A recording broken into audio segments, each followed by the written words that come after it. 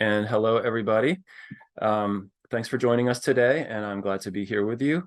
As you heard, my name is Leif Richardson, and I'm a conservation biologist with the Xerces Society, where I mainly work on bumblebees. I lead the California Bumblebee Atlas, and I'm based in Southern California in Riverside.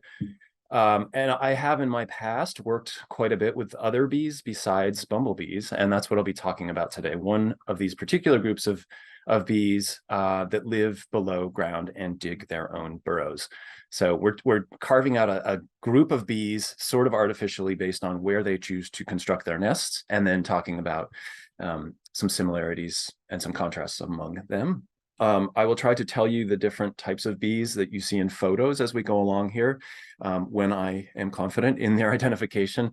So this is a plasterer bee called colonies, and it's a common East Coast bee that nests in these giant aggregations, lots of bees that you can see at once. And I'll talk more about that in a minute. Okay, advancing the slide.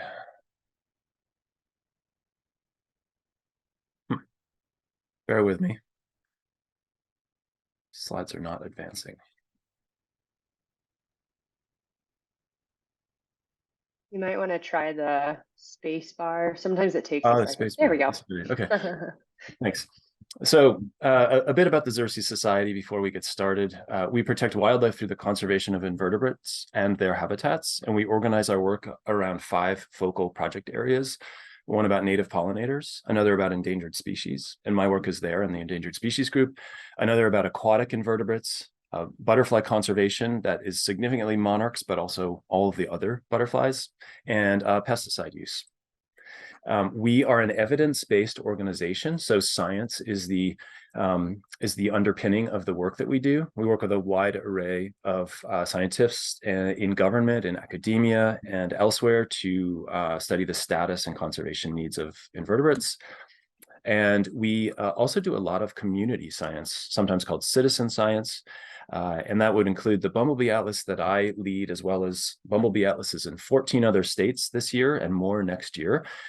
We also have this data management and data submission platform called Bumblebee Watch. We have several projects related to monarch butterflies. We have a freshwater mussel survey, and we have a firefly atlas, among others. So if you're interested in community science, there's a link at the bottom of the page here, xerces.org community science, and you can learn more about that there.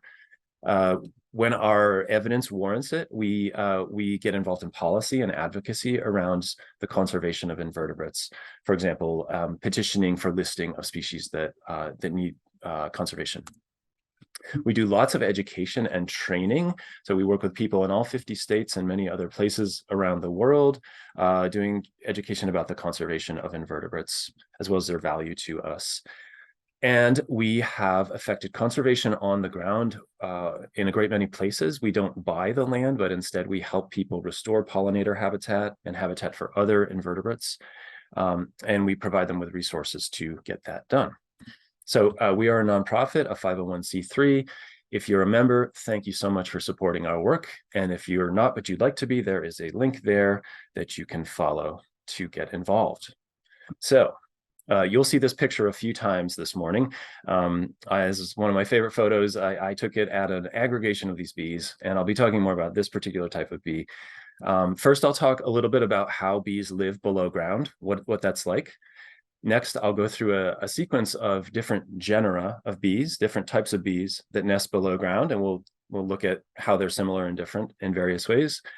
I'll then talk a little bit about the threats to ground nesting bees, and finally, what you might be able to do to help as a homeowner or a person with a little bit of yard or a grower or what have you. And I place this in the context of the fact that we live in an age when insects are declining in their abundance and their diversity around the world. There are many studies that now demonstrate this, a few that question those studies, but the overwhelming body of evidence is clear that we have a problem with invertebrate declines. These are all ripped from the headlines of the pollinator species that I work with, mainly the bees. And the point to make here is just that while there's much more to learn about how these organisms are doing and what's driving their declines, we know enough now to act to protect them. And so a lot of our work at Xerces is focused on this sort of paradigm that we are collecting information about these organisms, even as we know that for some of them, the time to act is now. So bees. We have a lot of bees. Worldwide, there are more than 20,000 species that have been described, and there are still more coming to be described. In North America, about 5,200 species, and in the United States and Canada, more than 3,600 species. And they come in a wide array of shapes and forms and sizes, and these photos are meant to just illustrate that for you. Some of them are very hairy.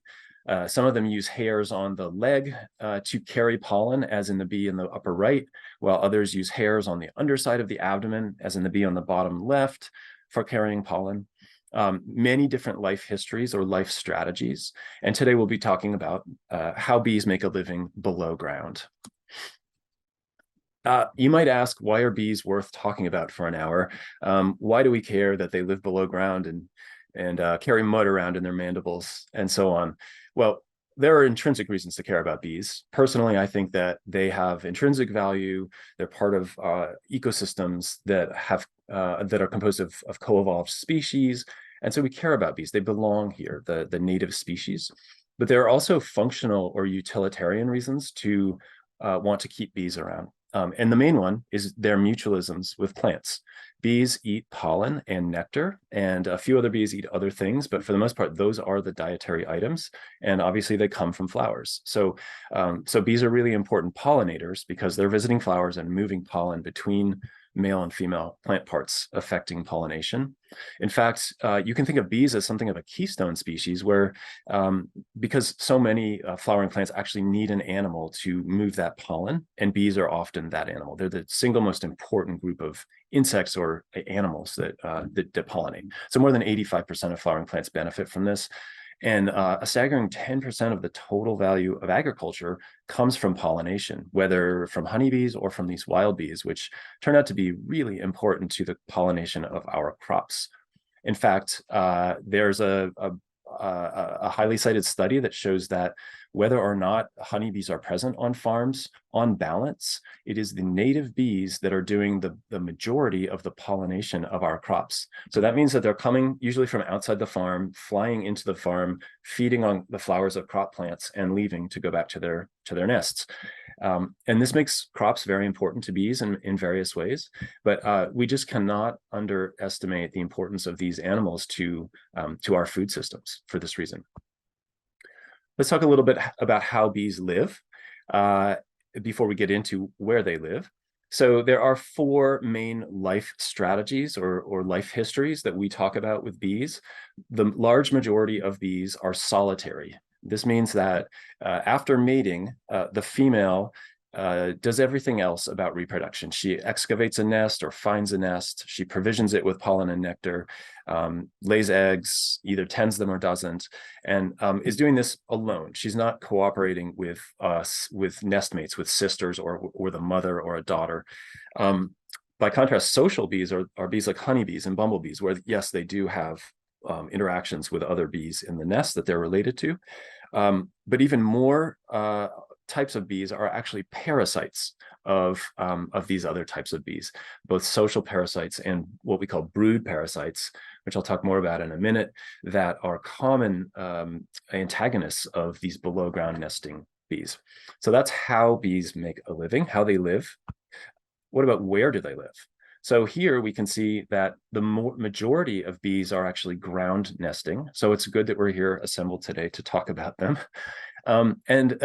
Maybe a third of them are wood nesters, meaning that they nest in preformed cavities in twigs and trees, under bark and in logs. Some of them excavate, some of them do not excavate. They need an existing tunnel. And then there's a much smaller group that are cavity nesters, and that would include bumblebees and honeybees. So when you think about a bee, you usually think, I think most of us would think of one of the social cavity nesting species like a bumblebee or a honeybee. And in fact, they're just a minority of the total number of types of bees out there in terms of the way they make a living and where they live. And so it's nice to break away from talking about those bees to talk about some of the ones that we don't think about quite as much, these ground nesting bees. So what do I mean by below ground? What is ground nesting? Well, obviously, it's in the ground under your feet, but importantly, it's not always on a level surface. And many of these bees actually nest on vertical or strongly sloped surfaces. And I've got a couple of examples here from one genus called Anthophora, or digger bees, and we'll talk more about that group in a second. You can see the turrets that they make, these mud cylinders on the outside of the nest, and those are on vertical mud banks there. And then to the right is a friend of mine who's a bee taxonomist studying a bee that he described, which excavates burrows in sandstone and then reuses those burrows year after year and makes new ones. They use water to soften the sandstone. So to me, this is also ground nesting. It's vertical and the ground is compressed. It's rock, but my point in this is just to tell you that there's a great variety of different substrates that these bees use that they drill into to make their nests. Before we go further, let's talk about those below ground cavity nesters. So those bumblebees and bumblebees and sometimes honeybees and other types of bees like this live in preformed cavities below ground. So bumblebees are famous for this, and usually the burrow is made by rodents, although sometimes other animals or for other reasons there's an existing cavity. The bumblebees can't dig those burrows themselves. They do a little remodeling and bringing a thatch material in and so on, but they cannot dig the burrow themselves. The photos here show from the left a crotch's bumblebee leaving the nest, a lab colony of bees on the comb of the nest, so you can see a little bit of what it looks like in the nest. And then to the right, this is a Bombus crotchii, a crotch's bumblebee nest that we dug up a month ago in Southern California. And you can see the nest, the brood clump there in the hole. And this was preceded by about 25 feet of linear digging up and down through the ground before the tunnel got to the actual nest cavity. So this is another way of living below ground. But the bees that I'll be talking about for the rest of the talk they're excavating their tunnels themselves, and they're making the brood chamber themselves. They're moving all of the soil out of the ground to the surface themselves. So think about that as different from these below ground cavity nesters like bumblebees that we're maybe more familiar with. The life cycle of a ground nesting bee. Here is a typical example. This is Andrena, or one of the mining bees. They're very common in North America and elsewhere in the world. They're common in spring in many places, but there are species that come out at various times of the growing season. Let's start with the bee on the flower. So that would be during the growing season, depending on where you are and what the climate is like. The mother is foraging for resources. Let's say she's mated. She is going to excavate a nest into the soil. So going clockwise, you see a cutaway of one of these nests. And this is a real example from a field site where these folks dug down into the earth and made this cross section. You can see that there's a tunnel, and then there is a brood chamber, a little open area. It's shiny, and that's a lining that we'll talk about in a minute. And the orange stuff is pollen, usually mixed with nectar. And the bee will gather enough nectar and pollen for a single egg. Then she'll lay that egg right on top of it. It looks like a grain of rice to me in the bottom photo. This hatches into a larva, which has a couple of different stages it goes through, and it slowly eats the pollen provision that the mother has put there, eventually pupating or going into a cocoon, as in the photo in the upper left-hand corner. What's interesting is that the above ground part of the cycle that we're most familiar with may take as little as 2 weeks. 3 weeks. So some of these bees are specialists. I think this one here is a specialist on this plant Claytonia, and they do all of their above ground stuff in just a few short weeks in some cases, and then spend the rest of the time living below ground as eggs, larval, and pupal forms. So we really need to take stock of the fact that they're underground as much as they are, and then think about what is it about the ecology of these animals that permits them to live underground like that. Here's a little bit better view of what these nests can look like. So you can see in the photo on the left, this long tunnel that's been excavated by people. You can see a variety of brood cells, these oval areas that the red lines are pointing towards. And those are, again, the places where the mother has provisioned with pollen and nectar, sometimes with other plant materials, as we'll discuss, and then laid an egg, a single egg, sealed off the chamber and left.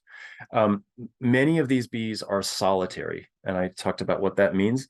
A few of them are actually social. So there are social species that excavate vast underground structures like this, and there is a reproductive female, and then there are females that don't reproduce but help their mother, and so on. A little bit less common in the world of ground nesting bees, but they exist.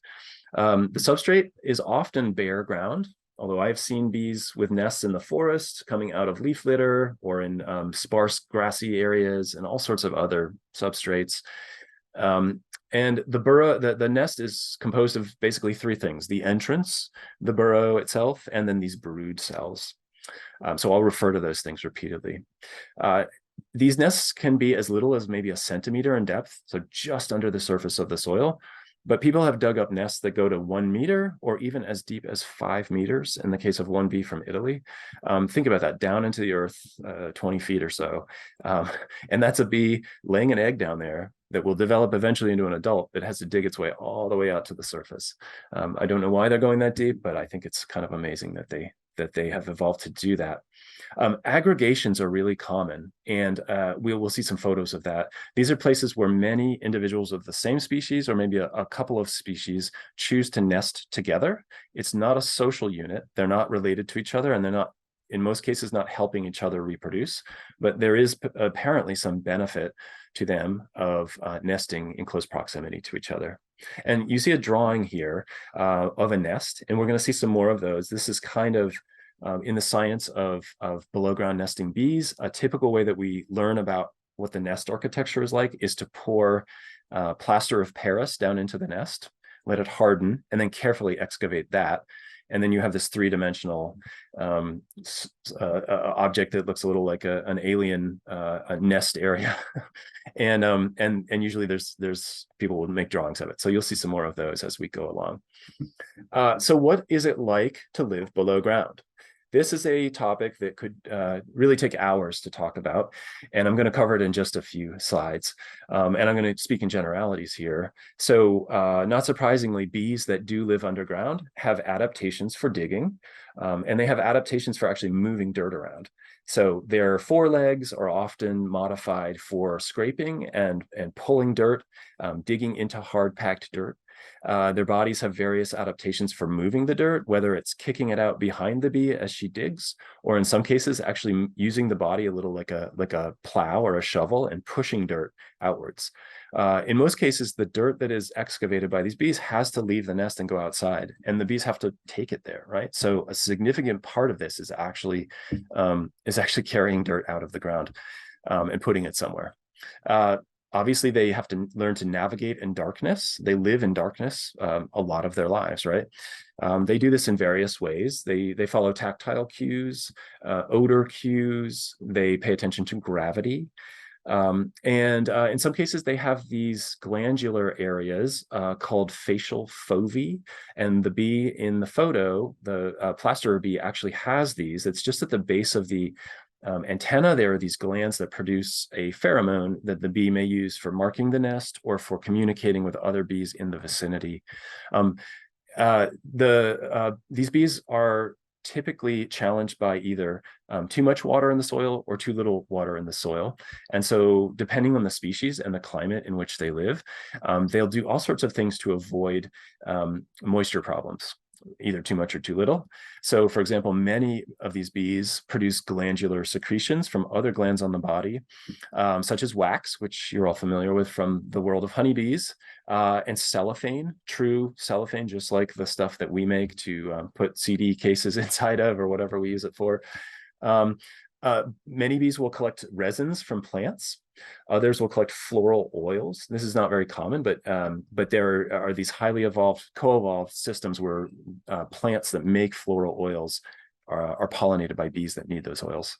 They'll also use pollen, nectar, and their saliva to line the brood cell. And so this can produce a waterproof boundary that keeps water out, that keeps moisture in desert environments. And it also can be antimicrobial, which is a really important thing here when you have nectar, a sugary substance, a proteinaceous and carbohydrate-rich substance like pollen, and then the bee itself, right? And so there are many systems by which bees avoid microbial problems in the nest. One of them is plant chemicals. So plants produce an array of chemicals, often called secondary metabolites, that bees sometimes gather, for example, when they gather resins, and those resins may be antimicrobial. So the molecule in this picture comes from willow, and some bees will collect willow resins, and those resins can be antimicrobial.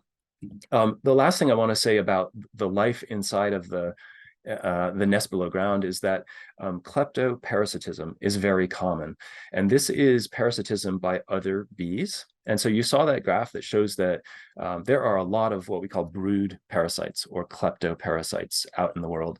And so it's very common for these bees to have another bee enter the nest and lay an egg in the brood chamber, which will either hatch earlier, eat faster, or consume the host, and thereby be the bee that emerges from the nest rather than the host larva itself. And so we could talk for days about kleptoparasites. They're fascinating animals, but just know that they're really a common and integrated part of life for bees that nest below ground.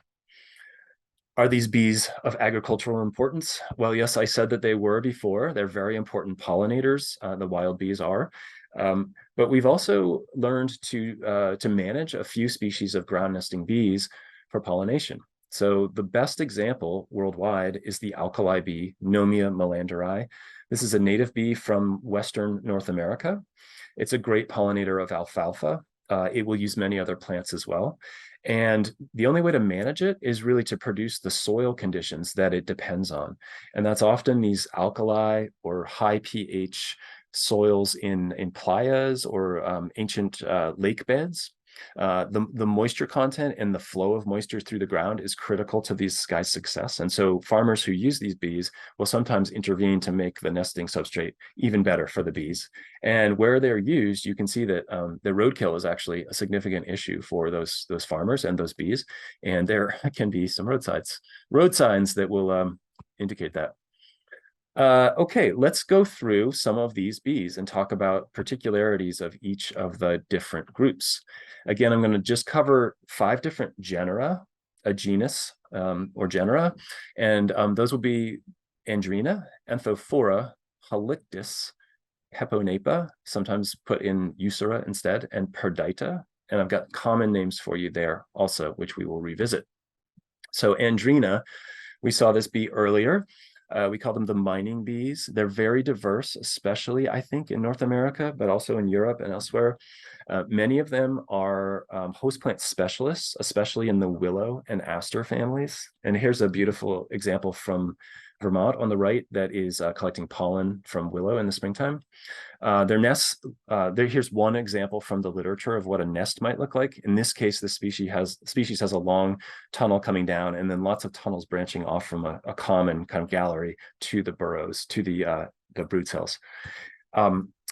These guys will nest singly, just a bee out in the forest somewhere, or you'll find them in massive aggregations of many bees. Anthophora, or the digger bees, we saw some of these nest structures in an earlier slide. These guys are solitary, but often aggregate, as we have discussed. They also sometimes will share a nest entrance. So 2 or more bees will have a single entrance, and then there will be tunnels that immediately go off in different directions, and each bee has her own nest. They must be cooperating to some extent to start the tunnel, but we don't think that it's really not cooperative breeding. But you can imagine that this is how evolution might produce a highly social insect. Maybe they start cooperating in the smallest of ways, like sharing an entrance to a burrow. So this could be the road to sociality, if you will. These guys nest, as I said earlier, on horizontal and vertical surfaces. Some of them are generalists and eat many things, and others are specialists on the pollens of just a few plant families, the peas and beans, as well as sunflowers. And there's a look at the nest there, a long tunnel down, and then brood cells right near the nest tunnel for the species that I got that example from. Halictus is a very large group across the world, an important group of solitary bees, and I think all of them nest below ground, or at least most of them do. Widely distributed. Some species have a social behavior in some parts of their range and a more solitary or subsocial behavior in other parts of their range. So they're facultative in whether they express the social behavior. And the nests in this image, this graph, are all from the same species, but different situations where the bees might dig to lesser or greater depths. And so you can see in this example that the nests are in this species are steadily enlarged across the growing season, instead of a static nest is dug in 2 days and then that's all there is. So there is a variability in that architecture. These guys are generally they generally will eat lots of things, not just a restricted set of host plants, and they're really common on flowers. Peponapis, or the squash bees. There are several other genera of bees that are specialists on pollen from squash plants, but I'm going to just talk about this one, Peponapis. So they're specialized on this plant. The only pollen they will eat is from the genus of plants called Cucurbita, which is the pumpkins and squashes and a few wild gourd species. And so this bee, in some parts of North America, it only exists where people plant pumpkins because it's out of the range of any native plant species that could support it. So our agriculture is really important to this bee, and it is the best available pollinator for pumpkins and squash. They often nest in farm fields with a very visible tumulus of dirt at the entrance, as you can see in this photo from a colleague who studies these bees in Pennsylvania. And they can be harmed by farm management. It's probably obvious, but soil compaction or tilling or pesticide exposure can affect bees that nest right there next to the crops themselves. And then there's Perdita. This is a fascinating group of bees. It's, I think, entirely found in Western North America. There are literally hundreds of species, maybe up to 200. I'm not quite sure. They are very small. I think this is the smallest one in the upper left-hand corner here, called Perdita minima. Many of them are specialized on, I think all of them are specialized on the host plants that they use. Many of those are aster family plants, but this one in the image is specialized on a Euphorbiaceae plant that is found in the Mojave Desert in Eastern California. Their nest architecture is really variable, as I've tried to indicate with that drawing. There are many species that do things in different ways. You'll often find aggregations if you can find these guys' nests. There is some fascinating ecology here. In one case, we know that these bees can diapause or stay in the pupal form underground for more than 1 year. So if it's too dry out and the plants can't flower, the bees have no reason to come out of the ground, and they can sense that there's a drought going on. They're monitoring soil moisture. And we know that they can stay below ground for multiple years before coming out. So just like the seeds of annual plants that may not germinate during dry years, but then germinate during wet years or after a rainstorm, these bees are similar. They're doing what seeds do. And then there's a species that is semi-aquatic. It nests in the mud of vernal pools. And then when the vernal pools fill with water seasonally, the bees are under the water, under 6 inches of water down in the mud. And so I don't have time to talk about all the biology here, but just think about that. This bee is almost aquatic and has to have a bunch of adaptations for keeping the larva dry and keeping oxygen flowing, and other things about this. So those are the bees that I have time to talk about this morning. I now want to talk about some of the common threats to these bees and what we can do to maybe manage them. So as with other invertebrates, unfortunately, habitat loss is a leading driver of declines. And this somewhat busy slide is meant to show you that from one study, we know that there's been a huge increase in cropland over over this time period that I show here, but in the last 20 years, where we have more and more cropland in the US. And much of that is converted from grasslands. And at the same time, we see a decline in many types of bees, as illustrated by the figure in the bottom panel there.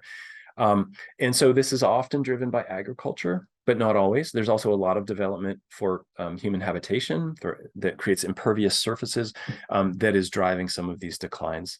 But I will hasten to say, most of us live in developed areas, and you should go look for these nests. Some of the species do, in fact, nest in cities, and you can find them in compacted soil. For example, soccer fields are a great place to look. They're heavily disturbed by cleats, but in some places you'll find these little aggregations of ground nesting bees. Agriculture is generally a threat to these bees, even if it is sometimes a benefit to them. So here's that squash field again, and one of those squash bees. And I want you to look at the graph to the right. And this is from a paper that looked at how many nests there were per transect, per unit area, essentially, going farther and farther away from the edge of the farm field. And so what you see on the x-axis there, the distance in meters from the farm field edge, is that the number of nests declines. So the bees really like in this case, in this study, they really like the bare soil right next to the farm and choose to nest there. And then as you get farther and farther from the farm field, you may have more vegetation or more impediments to them digging.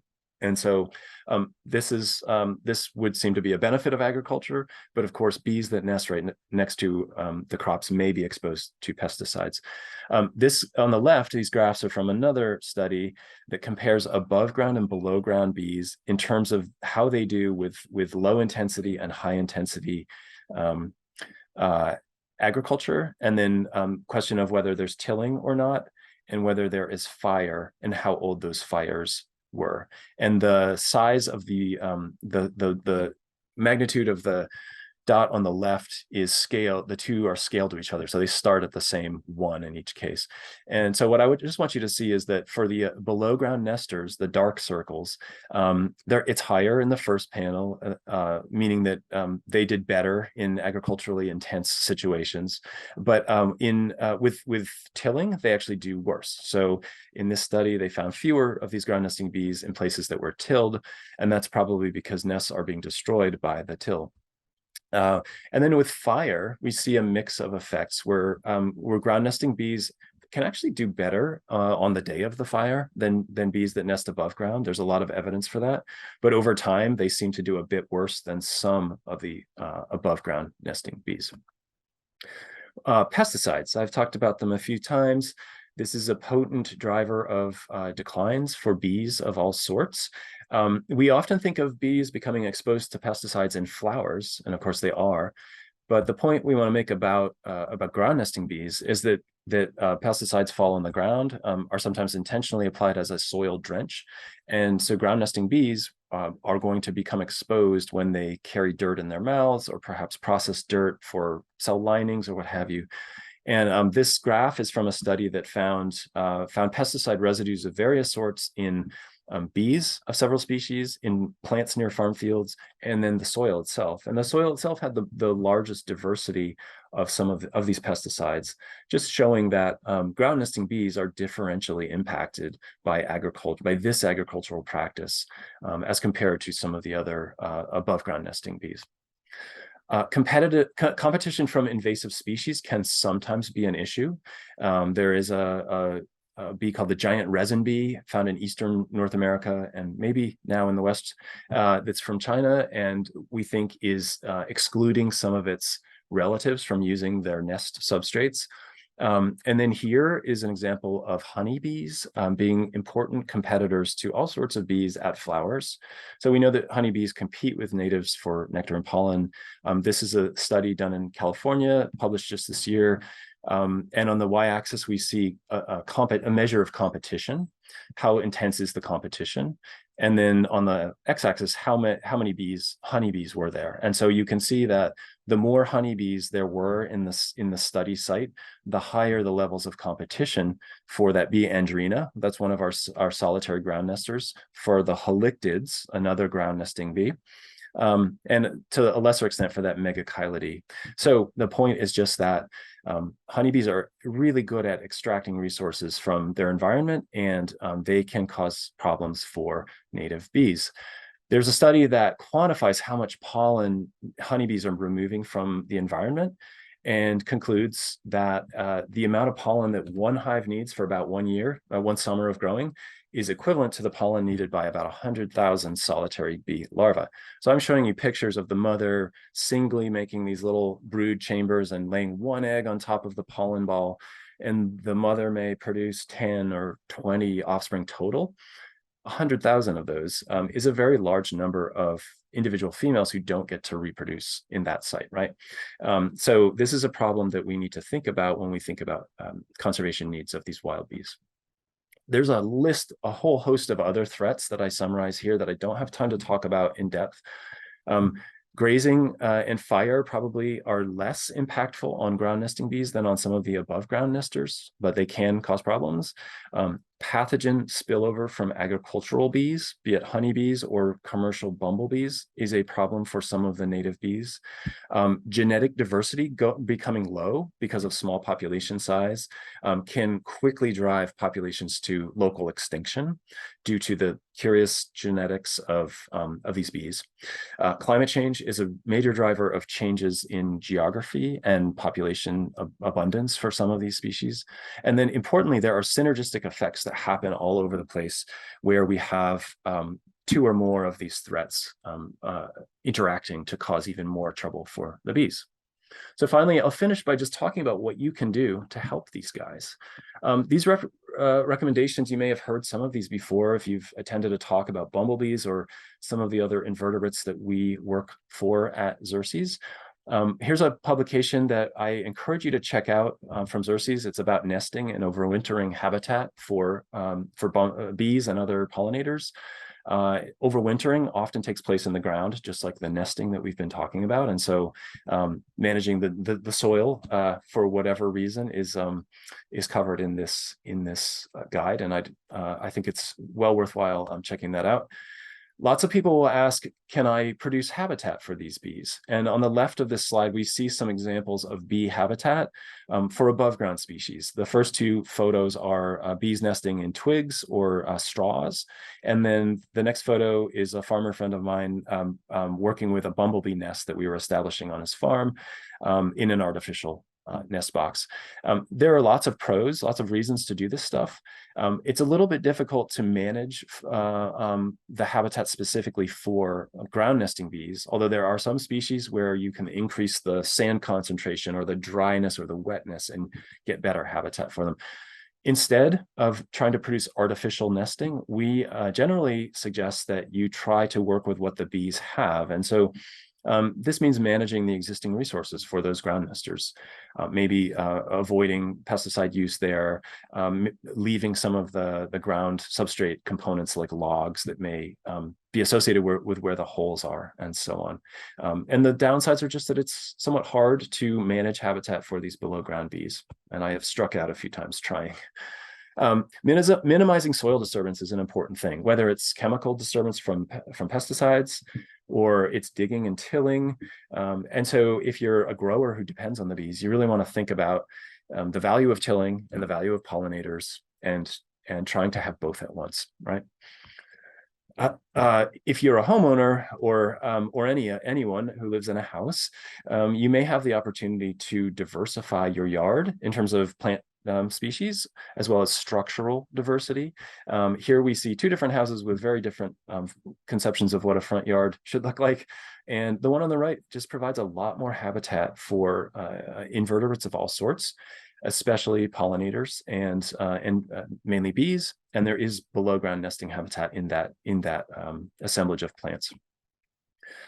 If you're a person who manages land, as with some other invertebrates, we'll tell you you're going to create disturbances, and we think that you should create patchy disturbances. So if you do controlled burning, you don't want to burn the entire habitat area in 1 year. You'd like to have some areas that are not burned in each year. And so you have sort of a rotation on 3 or 4 years, maybe, where you have burns of different ages. And this optimizes things for all of the different species of bees. And places, leaving areas where you don't manage, where you don't mow, for example, can be really important to animals like this. So we see a picture in the center here. And then thinking about the season. So not always doing your tilling in spring or your haying in June, right? Thinking a little bit about the timing of when these bees are active and when they're not. And this publication here, Maintaining Diverse Stands of Wildflowers Planted for Pollinators, has some good content about managing some of these disturbances for bees. And I think finally, we at Xerces are fans of deciduous tree leaves. So we want you to understand that leaves are not only litter, that they're habitat. And in developed areas, they're often important habitat for invertebrates. So if you can stand it, leave some of the leaves on the ground over the winter, let them rot into the ground, or aggregate them somewhere in your yard where they don't get in the way of your use of your lawn, let's say.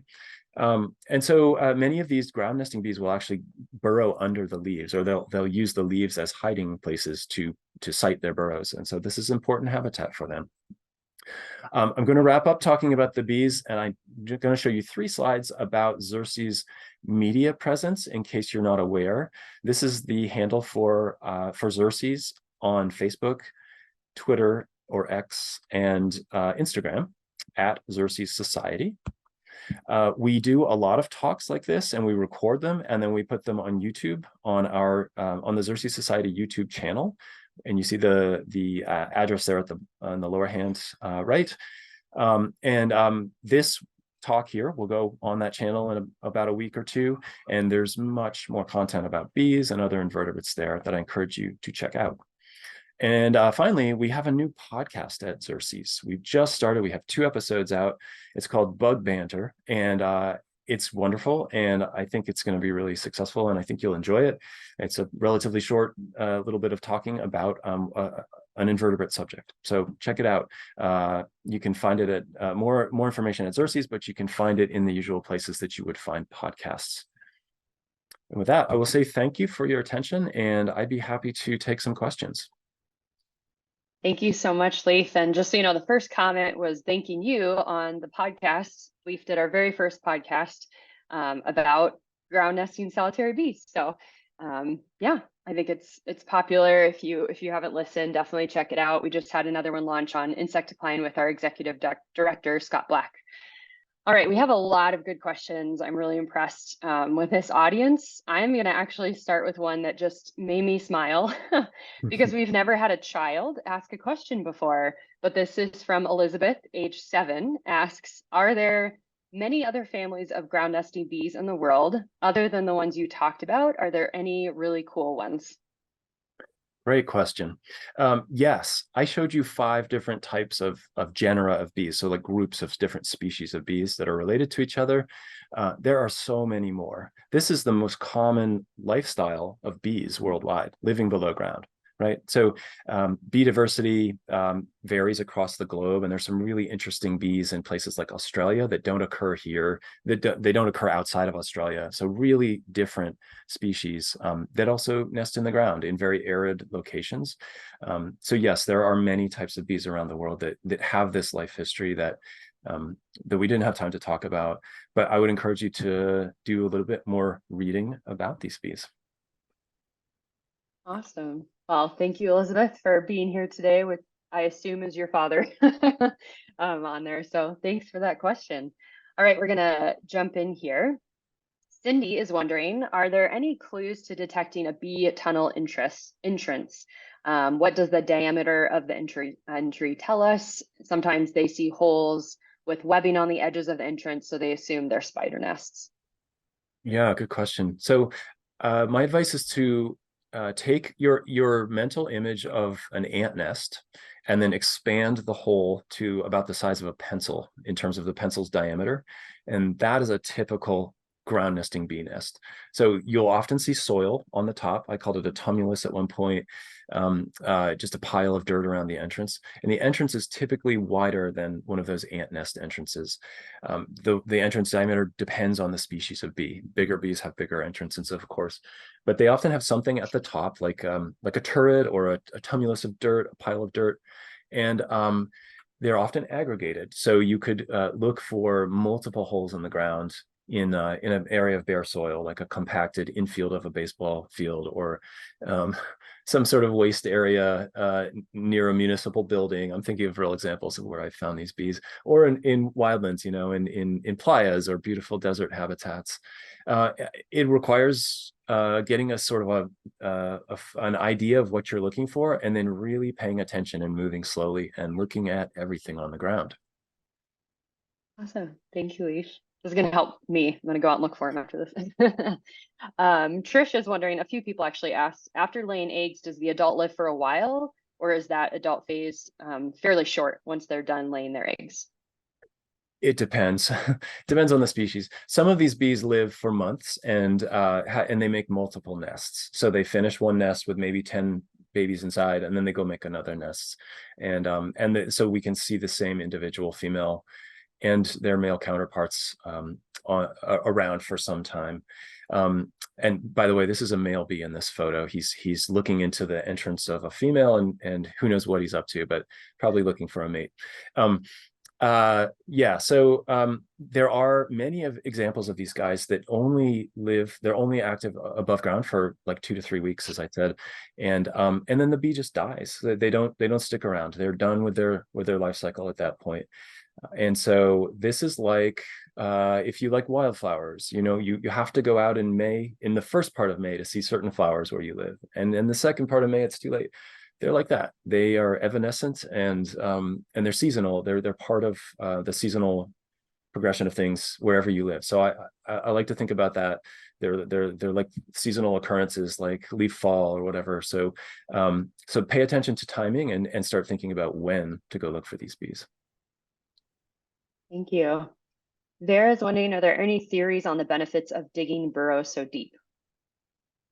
Yes, there are. I'm not well versed in them. I think one possibility might be to get to a place where moisture regimes are a little different, maybe drier.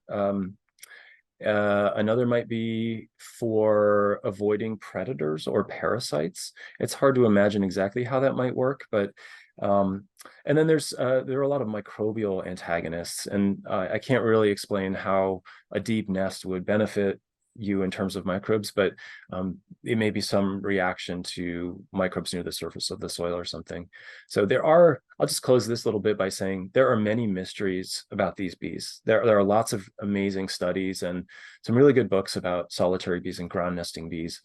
I'm actually going to just plug one such book. If you're really interested in this topic, it's called, The Solitary Bees, Biology, Evolution, and Conservation. I see it's blurry. It's a little technical, but it is a great look at the diversity of form and function in these bees. I think that's why we get so many questions when we talk about solitary bees, because they are so interesting and there is still so much we don't know about them. Yeah. All right. Christina is wondering, do the emerging bees in spring have to dig through something to leave a closed lateral? Yeah, they do. So the mothers will seal off the brood chambers in various ways, sometimes with plant resins or their body secretions, but often with dirt. And in fact, they will sometimes take the dirt from the main tunnel and put it in the entranceways of the brood chambers after they put an egg in there. When the bee goes through its larval stages and pupates and then comes out as an adult, it finds itself buried in the ground with no door, right? So they have to tunnel sometimes several meters up through the soil to get to the surface, which I think is amazing. But I also just want to emphasize that these bees are moving a lot of soil. And so like some beetles and like some other invertebrates that we see living close to the ground, these are really important animals for nutrient cycling. They're taking pollen and nectar, which are organic materials, and taking them deep into the earth and leaving their poop and other stuff down there. And then they're moving all of this soil up to the surface. So they're important to nutrient cycling in the environments that they live in. They're so cool. Michael is wondering, and a few other people asked, do they use the nests year after year, or just once they use it, they're done and they aren't reused by other bees? Generally once. There are probably some examples where they use the same the same entrance year after year. But I think that generally the tunnels collapse and the entrances get filled and the bees just start over again the next year. Though I will say they definitely use the same spots. So for the aggregating bees, if you find an aggregation, go back the next year on the same day and you'll find it again, the same spot. And some of these aggregations last for decades. That's so cool. All right, so we have a few questions about a bee that wasn't really talked about very much, and that's the honeybee. And some folks are worried about, the studies that are coming out showing that they're competing with our native bees. Do you have any suggestions on how people can educate folks about the value of bumblebees and ground nesting bees, or the things people can do to help offset that competition? Yeah. Honeybees are amazing animals. They're really of sociality in the insect world. They're fascinating animals. They're extremely important to us as agricultural pollinators. But that said, they are also an invasive species in North America that has naturalized in many places. So they're living in the wilds without the aid of human beings. And as I said, they're competing with native flower-feeding insects to a large degree. And so, so how do we square that? We have these beneficial insects that we use and have this environmental issue that we're starting to understand better. I think some people have made the analogy to other farm animals. You wouldn't advocate putting chickens out in the woods as a way to save the birds or protect or sort of manage environmental places or help with something. And by the same token, you would not seek to put a farm animal like a honeybee out in the wilds in order to pollinate wild plants, for example. That's just not necessary. Those plants have pollinators. So what can we do? How can we think about this? I think beekeeping is great, but it comes with some externalities, and you as the beekeeper have to be responsible for that, or be cognizant that your bees may be spreading diseases and they may be competing with other bees of various sorts, some natives.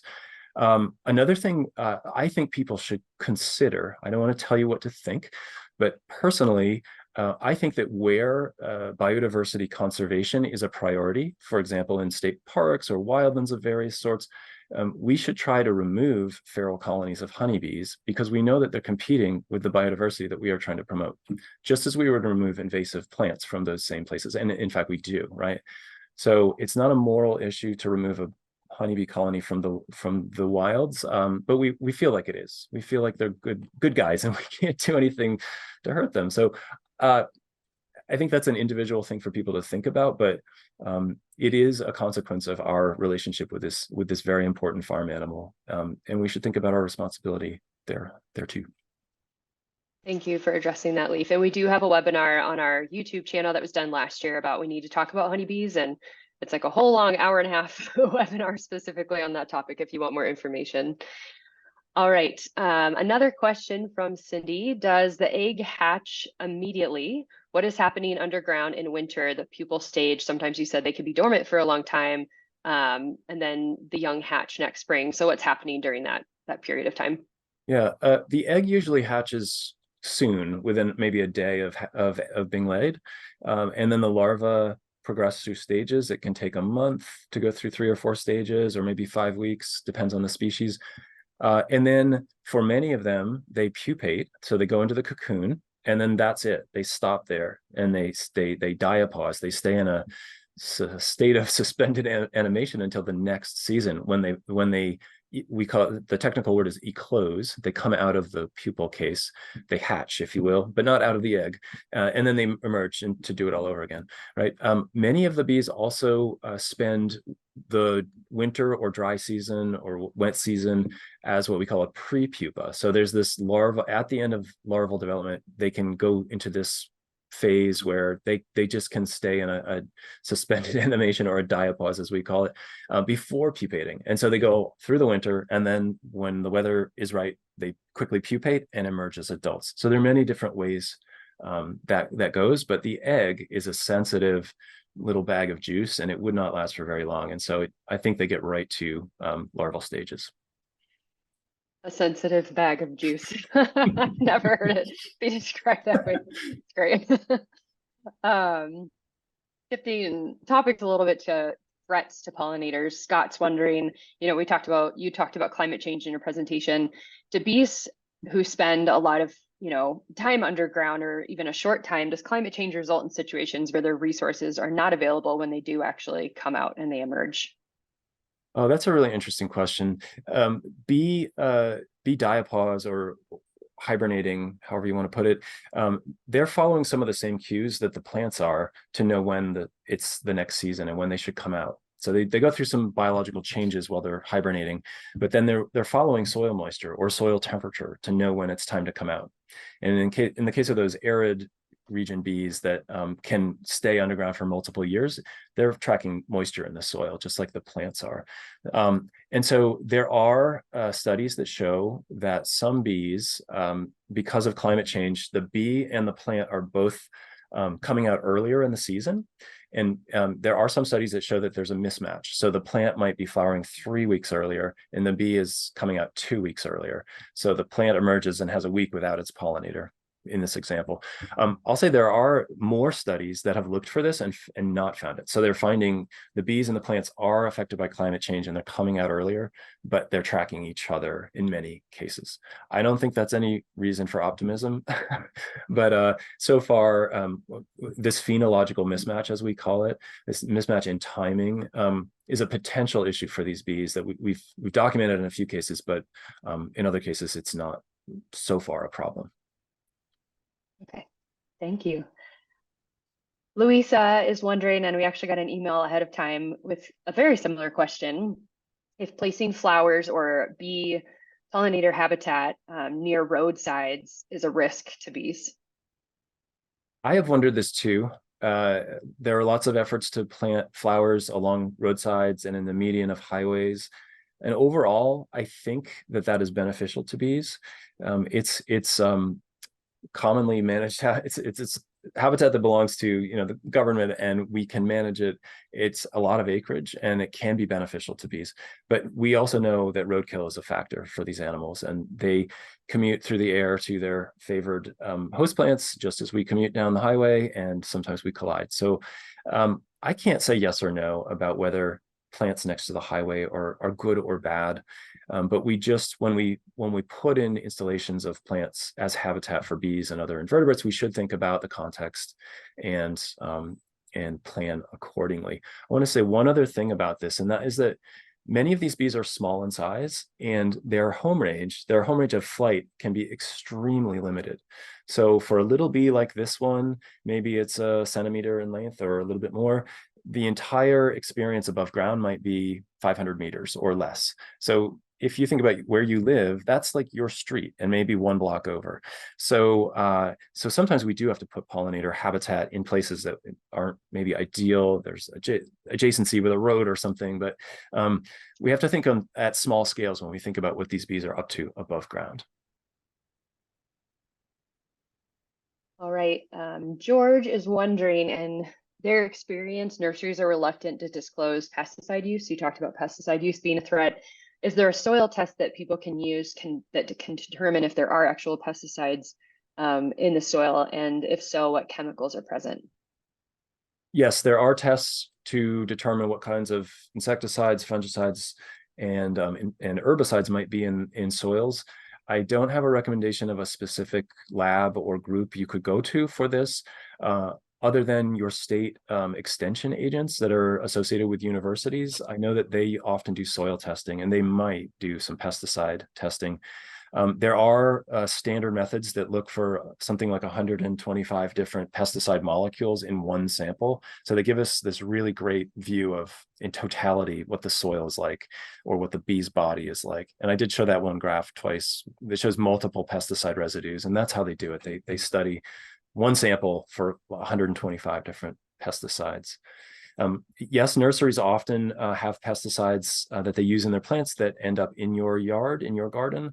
And that can go for the native plants also. Native plant gardeners feel like they might be doing something better for bees, and indeed they are, better than planting roses that don't occur where you live or something. But those plants also come with pesticides in the root zone. So we have to think a little bit about short-term risk to bees and other flower feeders when we bring those plants home. Thank you, Leif. I know we're out of time, but we are going to go a few minutes over to get to some more of these questions. Lots of good questions. Jovanka, I hope I'm pronouncing that correctly, is wondering that they are going to be hoeing the top 2 inches of their soil and wondering if that disturbance is going to prevent a young bee that forms below this level from being able to exit the tunnel nest. And can they move through that soil that has been disturbed? I think you can do that without worrying too much. They tunnel through all kinds of stuff. They encounter rocks and all sorts of impediments in the soil that they have to tunnel around. I think if you remove a few inches of topsoil, any bees that are under there will probably be able to get out, unless you pave that area, put it under cement or something. Okay, perfect. Brenda, we talked about leaving the leaves. When they rake maple leaves from their garden, how deep, or for their garden, apologies, how deep of a layer of leaves should they leave for the bees? Is an inch or so enough? Yeah, an inch or so is enough. There's no hard and fast rule about this, and we don't have a lot of science on exactly how leaves and bees interact on the ground. I would say, yeah, a full covering of the lawn is probably sufficient for the bugs that are using leaves, but it will depend on the different types of bees. All right. Sarah is wondering, do you have any maintaining bare ground? Do you have any tips on maintaining bare ground areas in your yard? Should weedy plant species that come up in open areas be pulled or be kept open, or would that be disturbing to the burrows if there are any bee burrows nearby? I wouldn't worry about pulling plants. If there are active nests, don't do anything. Just let them be. But to create open areas of soil, you can remove the grass. You could pull up the sod by cutting under it with a shovel or similar. Or you can just remove whatever vegetation is there and maybe pack the soil down a little bit, walk on it a few times, and then you would have to weed it to keep it open. Depending on where you live, you might not have to do anything to get bare soil areas in your lawn or elsewhere. In more droughty conditions, there's a lot of ground nesting bee habitat in places where people just feel like they're not managing their lawn well enough, but there's actually habitat there. So bare ground of various sorts is probably good for these guys. All right, this next one I wish we had pictures. Alicia uncovered an underground nest of hundreds and hundreds of bumblebees under their garden bed, an old wooden bridge. How can they best protect them while replanting the garden bed and replacing the bridge with a new one? Hmm. Yeah, Very so specific. uh, when you disturb a bumblebee nest, it is hard to do anything beneficial for it. Sometimes people will remove it to a box like the one that I showed in one photo, and then put that box somewhere safe, and the bees can come and go until they're done with their season. But they often don't survive that. You can put the materials right back on top, and they might survive, or they might not. But so yeah, the best thing to do would be just to put it back together as gently as you can and leave it alone. But this is just something that happens once in a while, that a bee is nesting in your compost pile or below your garden or something. So I would try to handle it as little as possible. Just cover it up and let it be, and hopefully it'll survive. All right, Karen, I like this question. They have property with woods and lakeshore. They don't have any bare patches of ground, yet lots of solitary bees on their pollinator plants.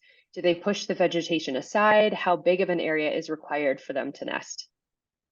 Oh, yeah, some of these bees need wide open spaces, as I kind of demonstrated with photos, but others need just little patches. This photo was taken in the front yard of a neighbor, and the yard was about 20 by 10, and it was grass that the guy wasn't managing very well on sand, and that's perfect for this bee called colonies. He didn't have very much space at all, and he wasn't even paying attention. The bees just were there. So you don't necessarily need a baseball field in your backyard. You can work with what you have. And yeah, I just don't have any specifics as to like what's the minimum area. But I would also just say, think also about bare areas that are also planted. So you don't need a wide open bare space for some of these species. Maybe you have flowers planted, but they're widely spaced, and there's some shaded ground underneath them. Bees like Andrena, the mining bees, will often use places like that. Great. Well, we have a special guest on here as an attendee. Phyllis Stiles is here. Phyllis was the one-woman show that started Bee City. Hi, Phyllis. Phyllis is wondering if bees nesting in stream banks are always mason bees. Oh, not always.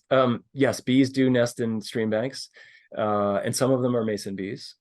If you're familiar with mason bees, they're sometimes called orchard mason bees, the genus Osmia, or sometimes megachile, as people refer to them as mason bees.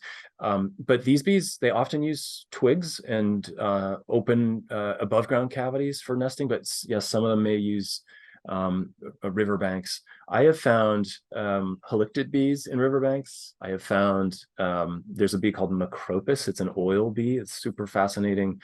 It aggregates on riverbanks. There are many species of bees that will use that habitat. It seems to me that they would have to contend with water more often than the bees nearby, and so they must have some way of handling like seasonal inundation, short-term inundation, like that. Yeah. So there's a diversity of bees that will use that kind of substrate. All right, thank you. Thank you for the question, Phyllis. It's nice to have you on here. Jenna has a good question. This is probably a difficult one to answer. How can they tell what kind of bee is nesting in their backyard? Okay. So we thankfully live in the age of digital community science, and you can get an answer to a question like this much more easily than 20 or 30 years ago. That's my personal experience as someone who's lived in both time periods. So iNaturalist is a fantastic resource, inaturalist.org, and you make a little account, and then you can submit photos as an observation, just like someone might take a specimen of an insect and kill it and put it on a pin in a museum drawer somewhere. You're creating a durable photo-based voucher of the observation. And when you do that, the experts will come and tell you what they think that is. And depending on the taxon, you might get the species right away. And that's especially true with bees. There are some very talented people working on identification on iNaturalist there. So that's the first place I'd put it. There's something called bugguide.net. And bugguide.net is an older site that has a lot of real bug nerds on it and active, and they often will help you figure out what something is. And then if it's bumblebees and you know it's a bumblebee, those are both good places to put bumblebees, but you can also share it with us at Xerces at bumblebeewatch.org. And we database these photo-based observations, and then we identify the bee. So that's helpful to the person who gave us the data. But then we use that record for research and conservation purposes. We use it to decide is a bee getting rarer, or has its range geography shifted somewhat? These kinds of questions can be answered by aggregated community science data like this. So yeah, get involved online, and you can probably find a specialist who will help. And I just put all those links in the chat. Great, thank you. Linda has a really good question. They are surprised at perhaps how little we know about all the bees of the world. Why is that? For centuries, there have been taxonomists and entomologists interested in bees. We have a rich history of research on bees, especially honeybees and secondarily bumblebees. But as you go down in size, and you just see less research about some of these insects, particularly the ones that live below ground. It is hard to study them. There's a lot we don't know about life inside the burrow because we simply can't watch it in process the way we can with a twig nesting above ground bee or a bumblebee nest in a box in a lab, right? Also, there are 20,000 species and a lot of diversity in form and function and biogeography and what the environments are like. So I would just say in general that our societies have not prized invertebrates until recently. Americans and I don't know, other societies of humans, we just haven't thought about bugs as being important in some time, I would say, in our evolution. And we are starting to do so again, right? And so people are starting to pay attention. But we've had a period of time where people considered invertebrates generally to be neutral or pests. And we're now seeing that many of these invertebrates are super important to us in selfish ways. We need them. So we're learning more and more about these bees. It's too bad that we don't know more already. But if you're curious about them, and that's a question that comes to your mind, you should get involved and try to help us learn more about these animals. So start making observations and tell us what you find. Definitely. All right, I think we have time for one or two more questions. Jennifer is wondering if ground nesting bees produce more than one generation per summer or growing season. Good question. Some of them do, yes. So when an animal makes one generation per year, we call it univoltine. And there are also bivoltine bees. So in some places, they'll just nest twice, just like lots of the birds that you're probably familiar with. There are bees that do it conditionally in terms of what the environment and the weather is like that year. So in really wet years, some bees might have two nests. They might be bivoltine, and then in dry years, they might just have one generation per year. We know certain species do this. There are a bunch where we think they might, because we see reproductive females at a certain time of the year when they should be initiating nests, for example, but it's late in the summer, let's say. So there's more to be learned about this. And I would guess that this question of how many generations you can produce per summer or growing season is going to be strongly impacted by climate change. And we'll want to think about how maybe that opens up possibilities for certain species, but it certainly is going to diminish them for others. That segues perfectly into Hank's question about temperature tolerance for eggs and larvae underground. Have you noticed any changes in the ranges of North American ground nesting bees due to an increase in soil temperatures and any decrease in viability of eggs and larvae? I am not aware of any research like that. It may exist, but I haven't heard about it for these ground nesting solitary bees. It's a very good question. And I'm sure there are people thinking about research projects related. Speaking about another kind of bee, bumblebees, we do know that they are shifting their ranges in part due to climate warming. So impacts on the nest would include droughts. Droughts are terrible for bumblebees. They mean less nectar and pollen, and just poor conditions, but floods and fires and the kinds of things that attend climate warming are impacting those bees in terms of their geography, the range size. And so I would guess that some of the solitary ground nesting bees are also having the same problems. All right, and that actually, I feel like you know what I'm going to ask next. This next question is from Stephen, and his daughter says, thank you for answering her question, by the way, Elizabeth. They live in Vancouver, Canada region, and they're seeing an increased number of eastern bumblebees. They think that they might be escapees from greenhouse agricultures.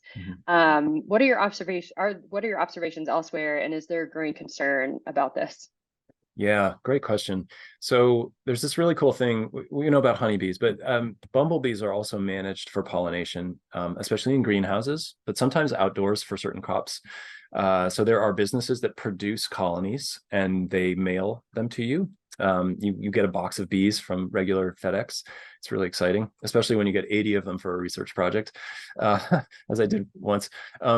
So those bees sometimes are shipped out of their native ranges. And there's one called the common eastern bumblebee that was moved from eastern North America to the Pacific Northwest in Canada. And for greenhouse production of cucumbers and peppers, and maybe outdoor production of blueberries. And that bee naturalized it, just like my example with the honeybees. It started to live in nature without the aid of people, and it has now expanded its range in all directions. It's moving southward through Washington and Oregon, more eastward, away from the coast. This is a serious issue. So this is a native species in Eastern North America. It does not belong in the Pacific Northwest, and it's probably competing with other bees. So this is one of several bumblebees around the world that we're worried about because they're such good competitors and so good at colonizing. We've seen that same species, the common eastern bumblebee, in Southern California, around in the areas where we grow tomatoes down here. So it's not naturalized yet where I live, but you can go to the tomato producing facilities and walk around outside and find this bee because they're regularly escaping from the greenhouse. I know a story of the same thing happening in Guatemala regularly, where they're concerned that this bee will become established because it's leaving the greenhouses constantly. So there's work to be done here. We could avoid this by screening greenhouses and more education for those who buy and use the bees. But it's a developing issue just generally that bumblebees are being moved around the world for pollination, and invasive bumblebee species are getting established in South America, in New Zealand, Tasmania, Australia, Japan significantly. So we have concerns about these bumblebees, yes. Wow, thank you for answering that. All right, so we just have two last quick questions. Marco from Italy. Hi, Marco. Love it when we get international crowd. That's great. They're wondering if you could remember the name of the Andrena species that was found to nest 5 meters in depth. I can't, I'm sorry. Where did I get that anecdote? It may have come from that Solitary Bees book that I was talking about. Yeah, and it did take place in Italy. A graduate student dug this thing out. So if you send me an email, then there's my email on the screen. I will dig that fact out for you. Yeah. Perfect. And then the last question, a couple people were asking what the title of the book was. I didn't put it in the chat, and I'm going to now. The Solitary Bee book. It's called The Solitary Bees, Biology, Evolution, and Conservation.